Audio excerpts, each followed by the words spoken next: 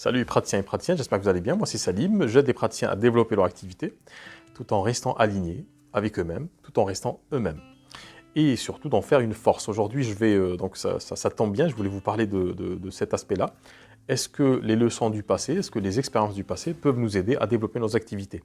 Alors c'est vrai que ça peut paraître un peu bizarre comme postulat, mais on va voir ça tout de suite. Donc avant de commencer, n'oubliez pas de laisser un petit pouce bleu sur la vidéo si vous êtes sur YouTube, un petit like sur Facebook, et puis laissez-moi vos commentaires. Et n'oubliez pas surtout de vous abonner à la page Facebook ou à la chaîne YouTube si vous êtes sur YouTube.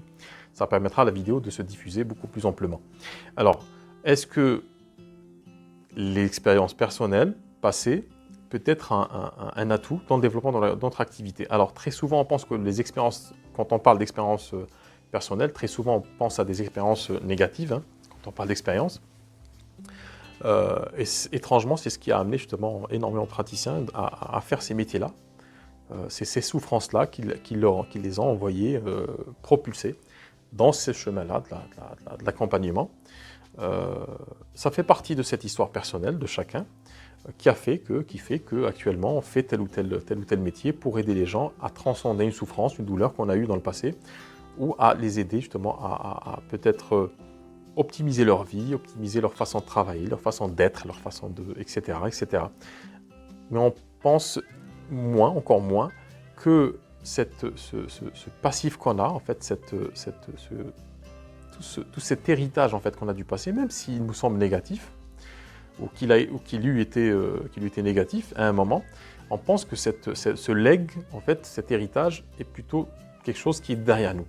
Alors aujourd'hui, je voulais vous parler de ça. Je pense que, au contraire, cette expérience du passé, même si elle fut douloureuse, pour moi, qui travaille dans l'accompagnement des praticiens en bien-être, c'est un vivier énorme d'idées et un réceptacle en fait, de créativité. C'est-à-dire que vous allez puiser dans cette période-là, peut-être qui a été douloureuse, pour aller chercher vraiment les choses, une certaine... En fait, on se remémore quelque part ce qu'on a vécu.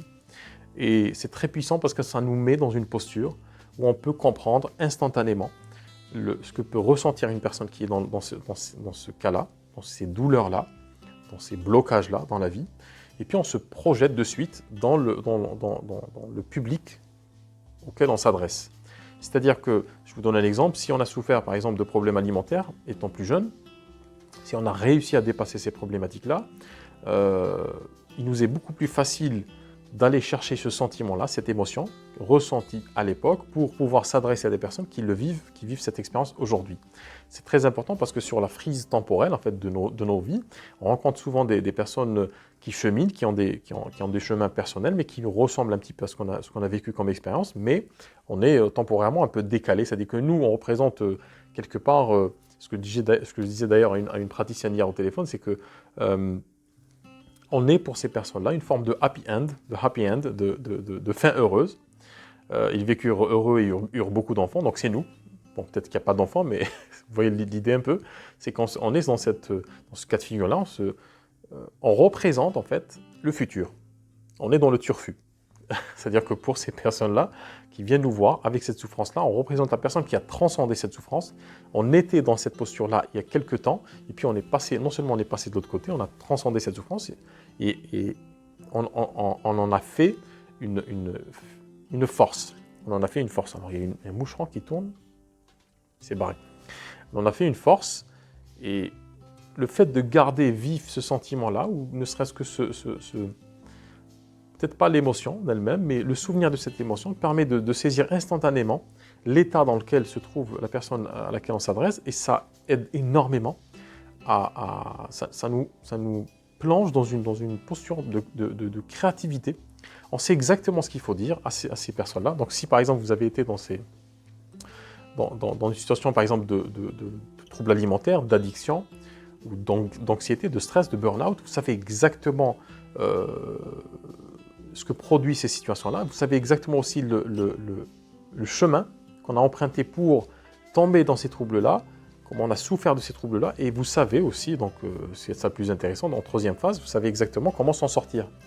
D'ailleurs, c'est pour cette raison, je pense, que vous êtes formé. Donc c'est intéressant de ne pas oublier toutes ces phases-là, tous ces chemins qu'on a eus en tête et de garder vif, de replonger dedans, d'aller puiser dans cette souffrance-là, dans ces expériences négatives, toutes les idées, tout le discours, tout ce qui nous permet finalement de nous adresser aux bonnes personnes avec les bons mots.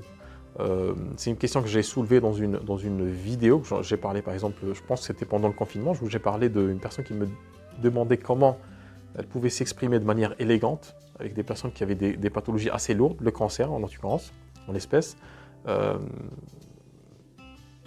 Et dans la discussion, en fait, il s'est avéré que cette personne-là avait eu cette expérience, était passée par cette expérience. Donc je lui ai dit, écoute, reviens à ce que tu as vécu. Tu n'as pas besoin de... C'est quelque chose qui ne s'apprend pas dans les manuels, dans les livres. C'est quelque chose qui s'apprend dans la vie, dans les expériences. C'est quelque chose de factuel, de vivant. Donc, n'oubliez jamais que vous avez cette expérience-là. C'est quelque chose qui ne s'apprend pas dans les écoles. Vous l'avez, cette expérience. Et au lieu de penser que c'est quelque chose qui est fini, c'est intéressant d'exploiter cette expérience pour pouvoir mieux toucher, mieux parler à votre audience et créer justement ce lien qui va permettre personnes de passer par vous, de vous appeler pour opérer leur transformation. Voilà ce que je voulais vous dire sur le sujet. N'oubliez pas de me dire ce que vous en pensez en commentaire. Est-ce que vous avez eu ces expériences-là et est-ce qu'elles vous aident à mieux comprendre votre audience? Et puis, si vous êtes sur YouTube, mettez-moi un pouce bleu sur la vidéo, en dessous de la vidéo, et puis abonnez-vous à la page, au compte YouTube, comme ça, vous aurez toutes les notifications pour les vidéos à venir. Je vais vous mettre quand même le lien si vous avez besoin de clarifier votre positionnement, votre discours, si vous voulez développer votre activité, vous ne savez pas par quel bout commencer. Je vous mets le lien pour un appel stratégique de 20 à 30 minutes. C'est complètement gratuit, c'est sans engagement. Ça me permet de vous aider, de savoir si je peux vous aider ou pas, et de vous aider à clarifier votre démarche. Donc je vous dis peut-être à tout de suite dans les commentaires. Merci.